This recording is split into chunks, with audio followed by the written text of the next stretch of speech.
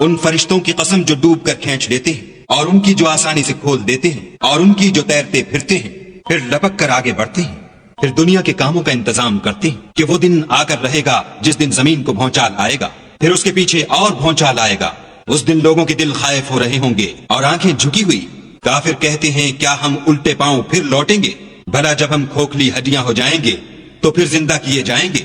کہتے ہیں کہ یہ لوٹنا تو موجب زیاں ہے، وہ تو صرف ایک ڈانٹ ہوگی۔ اس وقت وہ سب میدان حشر میں آ جمع ہوں گے۔ بھلا تم کو موسیٰ کی حکایت پہنچی ہے جب ان کے پروردگار نے ان کو پاک میدان یعنی طوا میں پکارا اور حکم دیا کہ فرعون کے پاس جاؤ، وہ سرکش ہو رہا ہے، اور اس سے کہو کیا تو چاہتا ہے کہ پاک ہو جائے اور میں تجھے تیرے پروردگار کا رستہ بتاؤں تاکہ تجھے خوف پیدا ہو۔ غرض انہوں نے اس کو بڑی نشانی دکھائی مگر اس نے جھٹلایا اور نہ مانا۔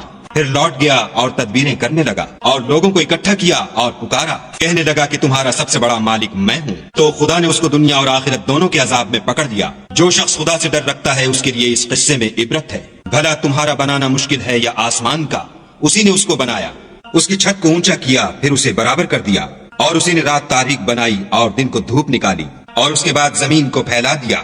اسی نے اس میں سے اس کا پانی نکالا اور چارہ اگایا، اور اس پر پہاڑوں کا بوجھ رکھ دیا۔ یہ سب کچھ تمہارے اور تمہارے چار پایوں کے فائدے کے لیے کیا۔ تو جب بڑی آفت آئے گی اس دن انسان اپنے کاموں کو یاد کرے گا اور دوزخ دیکھنے والے کے سامنے نکال کر رکھ دی جائے گی۔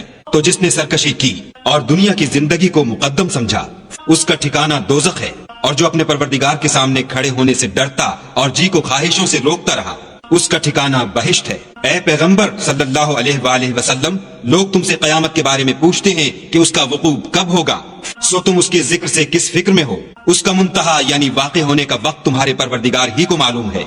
جو شخص اس سے ڈر رکھتا ہے تم تو اسی کو ڈر سنانے والے ہو۔ جب وہ اس کو دیکھیں گے تو ایسا خیال کریں گے کہ گویا دنیا میں صرف ایک شام یا صبح رہے تھے۔